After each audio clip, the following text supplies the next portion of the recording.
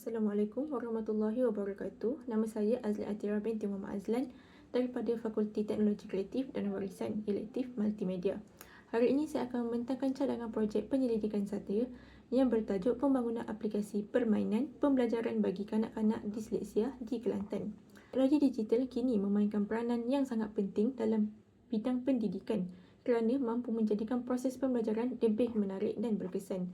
Namun begitu, kanak-kanak disleksia sering mengalami kesukaran untuk membaca, mengeja dan memahami teks.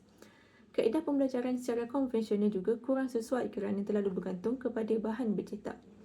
Oleh itu, kajian ini mencadangkan pembangunan sebuah aplikasi permainan pembelajaran yang menggabungkan elemen-elemen multimedia bagi membantu meningkatkan kemahiran membaca kanak-kanak disleksia melalui pembelajaran yang lebih interaktif dan menyeronokkan. Terdapat 3 isu utama dalam kajian ini. Pertama, kanak-kanak disleksia menghadapi masalah membaca dan mengeja disebabkan kelemahan dalam pemprosesan fonologi.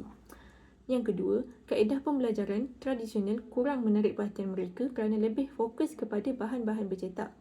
Yang ketiga pula, mereka mudah hilang tumpuan dan kurang bermotivasi semasa proses pembelajaran.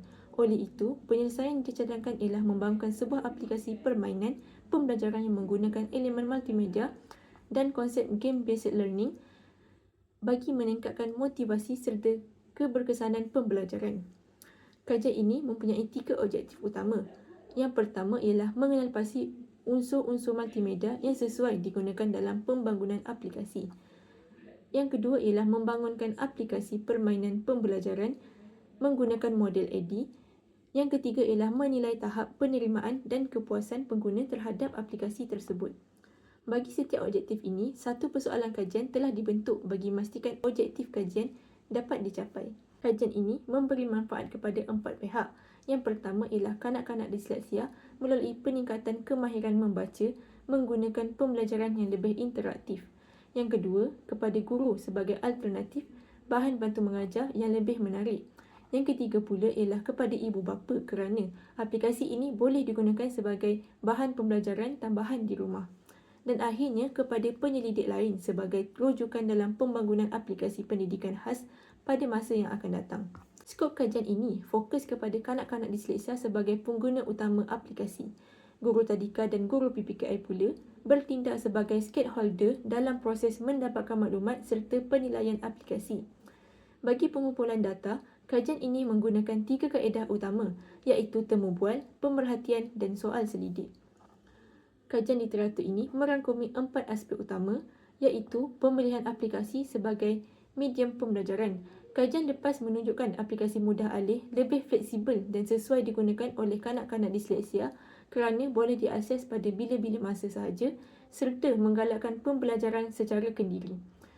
Kedua ialah model AD yang dipilih sebagai model pembangunan aplikasi kerana menyediakan 5 fasa sistematik iaitu analisis, design, development, implementation dan evaluation.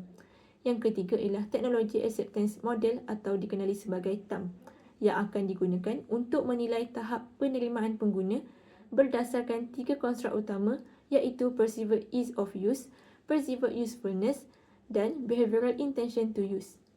Akhir sekali ialah elemen multimedia yang akan digunakan dalam aplikasi iaitu teks, grafik, audio dan interaktif. Elemen-elemen ini dapat meningkatkan kefahaman motivasi dan penglibatan kanak-kanak semasa proses pembelajaran. Bagi metodologi kajian, kajian ini menggunakan reka bentuk development research dengan pendekatan mixed method. Kaedah kualitatif melibatkan temu bual dan pemerhatian bagi mengenal pasti keperluan pengguna. Manakala kaedah kuantitatif menggunakan soal selidik untuk menilai tahap penerimaan pengguna. Pembangunan aplikasi akan menggunakan model AD, manakala penilaian penerimaan pengguna menggunakan model TAM. Instrumen kajian terdiri daripada temu bual, pemerhatian dan soal selidik. Sementara, analisis data akan menggunakan analisis tematik bagi data kualitatif dan statistik deskriptif bagi data kuantitatif. Reka bentuk kajian ini bermula dengan development research yang menggunakan pendekatan mixed method. Kaedah kualitatif digunakan untuk mengenal pasti keperluan pengguna melalui temu bual dan pemerhatian. Selepas itu, Kaedah kualitatif melalui soal selidik digunakan untuk menilai tahap penerimaan pengguna terhadap aplikasi yang dibangunkan. Model AD menjadi panduan utama dalam pembangunan aplikasi. Fasa pertama iaitu analisis digunakan untuk mengenal pasti keperluan pengguna. Fasa desain melibatkan perancangan storyboard ataupun Figma dan reka bentuk aplikasi iaitu UX. Fasa development pula ialah proses membangunkan aplikasi menggunakan MIT App Inverter. Seterusnya implementation melibatkan ujian aplikasi kepada pengguna sasaran. Akhir sekali, evaluation dilakukan bagi menilai keberkesanan aplikasi serta mengenal pasti penambahbaikan.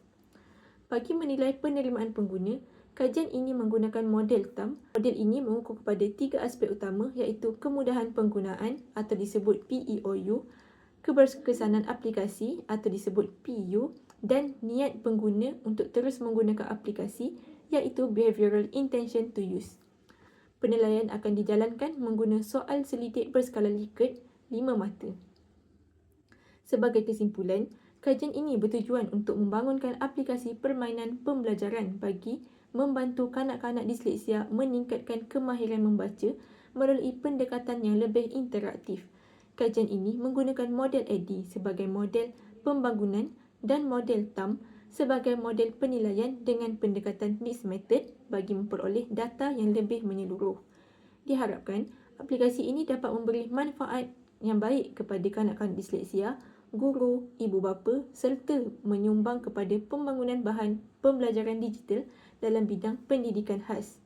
Sekian sahaja pemalangan daripada saya.